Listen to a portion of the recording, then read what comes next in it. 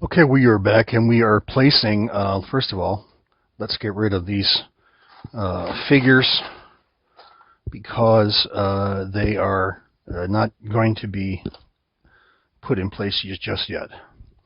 One of the things that we're doing in the terrain, as we mentioned in the previous segment, was that we're going to be replacing some of these proof of concept or should placeholders of the bridges and so on. The fabric that we have for the under the models of the forest is this next thing that we're showing here, because why do we do this? Well, as you can see on the video, looking straight down, there's just the models themselves, and yet it should be fairly depth of field. It should be green. So even though we're going to put this down here, and you may not see it, it does provide an outline for that forest that's there. And then when there are troops in there, you pull these away, pull the models away, and the forest hex remains. That is the intention, to be a marker, if you will, underneath all the forest hexes. And the same is true here.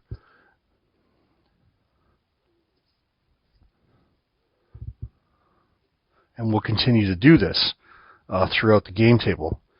Over here, we may run out because this is heavily forested, and we may not have as many of the forest bottom as we would like, and also the forest themselves is partial hexes. As you can see, it's not a full hex because of the way the terrain is laid out.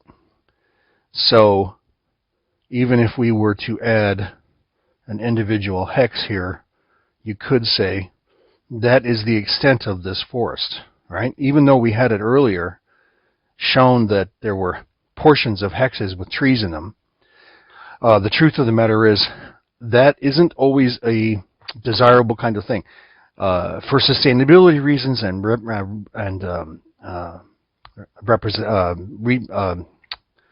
reproducible reasons, having such partial coverage is not that easily replicated. So we want to make sure that it's a sustainable situation.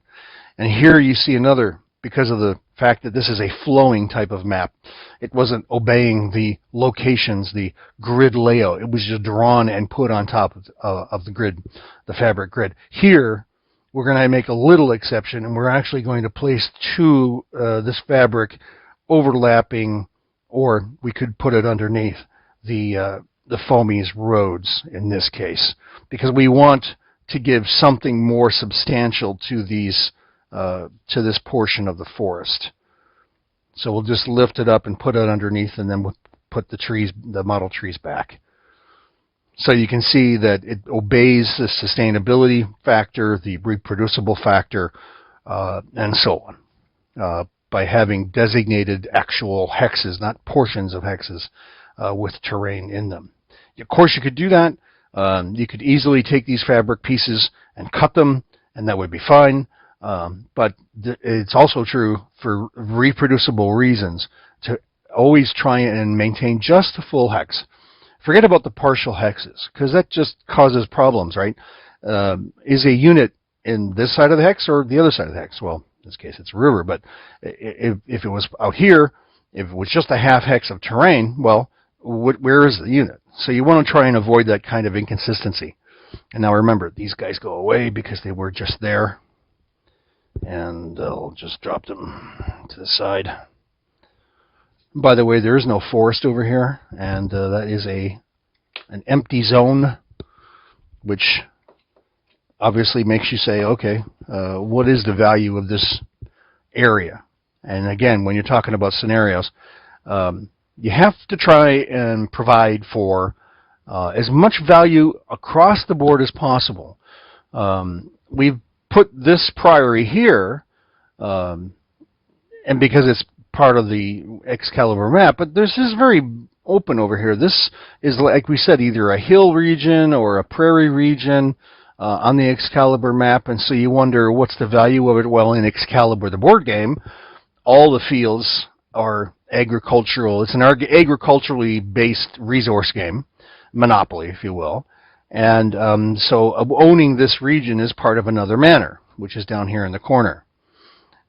So we want to say, across this entire board, all these things have value. Maybe something will be put here that will provide points. This will be the objective. The more points, the better. Each of the bridges, and so on and so forth. So let's continue to remove and designate proper hex forested regions here. Again, avoiding where we can the half hex problem. Just do the full hex, and that will reveal certain values, limitations, simplicity. It'll create simplicity.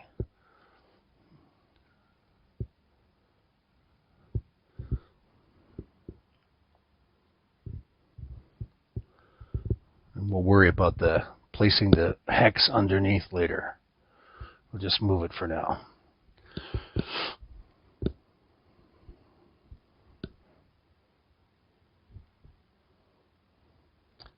We do have more of this hexagon-shaped fabric. So if we need more, we'll just get some more. Where did it come from? Just a fabric store. Nothing special. I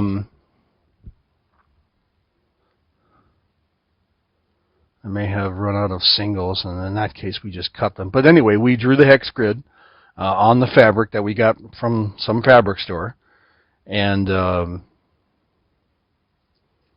just cut them out as we need them.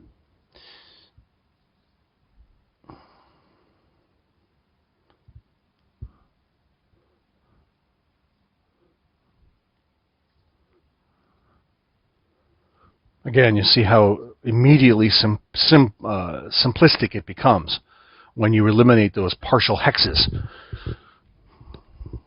And that's kind of a desired outcome, as we were saying.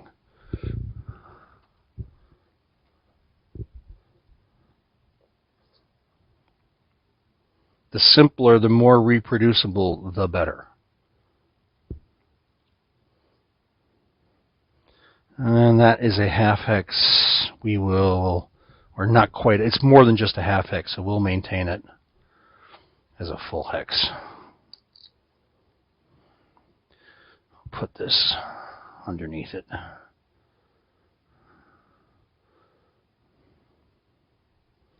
So you see here, what I just did was an interesting thing. If this road was an applique like the river, I wouldn't have been able to do that so easily. If the if the road was stuck down on self-adhesive, if it was made from self-adhesive paper and stuck down, I wouldn't have been able to do that as easily. Of course, I would have had more foresight to know that that was going to happen if that was the case as well. So let's get rid of these bad bridges, by the way.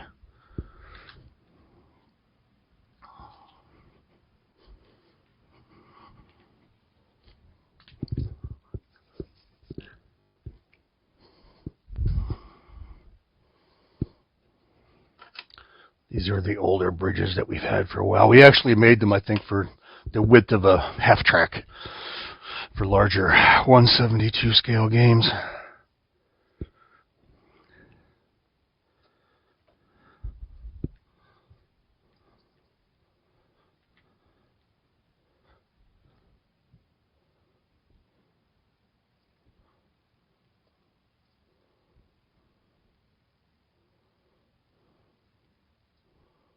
Granted, some of these hexes are not perfectly shaped either. They don't really need to be.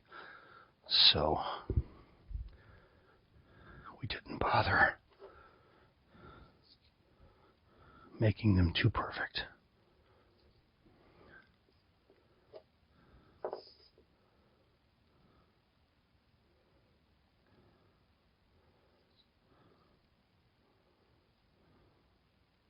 And as you can see, in keeping with our mantra of sustainability and reproducibility and affordability and those kinds of things, you can see right away that we've pretty much maxed out the correct density of forest for a game table of this size.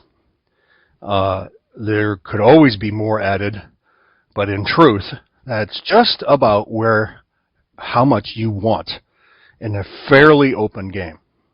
If this was France, Bastogne, something of that nature, heavily wooded, maybe the Battle of Shiloh, it would be completely wooded, and therefore the fabric that we would put down would be larger regions. Maybe we would cut them as we need them. It would be mostly wooded, with only the fields themselves, big as they may be, especially at the Battle of Shiloh, open, but that's it. There is no other open space except those fields, especially in the Battle of Shiloh. It is not Antietam. This could be the similar look to the Antietam field, where it is open and sparsely forested. But essentially, that's about where you want to be with how much density. Now, we have obviously some inventory left. If we want to add trees, forested areas, we certainly will. Obviously, along the riverbank, there would be potentially more trees. But those wouldn't be really useful in a sense, or they would be cover only from one direction or the other. So that's something to think about. I mean, for instance, you could just start putting trees along the edge, just to make it a point here, of the river. It's mostly decoration. But it could be barrier. I mean, it's cover from this, but it's an obstacle from this direction. So that's the kind of thing you might consider. You'll also notice there are no trees on this side of the river there. So that's an interesting fact. Now, I should also say, just if you wanted to, just a single tree next to a house, for instance, like this, doesn't mean that that's a forest. It just means it looks interesting. And you could do the same thing, like that. But it might be misinterpreted. So it's better to have just a single tree next to a house to make a more attractive look than an entire stand of trees. But at any rate, so that's kind of where we're looking for the Excalibur game of St. Andrew Leroy. And we'll probably add a few more things because it is kind of sparse. Maybe we'll add some hills, but we'll essentially maintain the flow of it as much as we can. And that is it. Next segment coming up. We'll clean up some of this stuff too. We may actually recut some of these roads.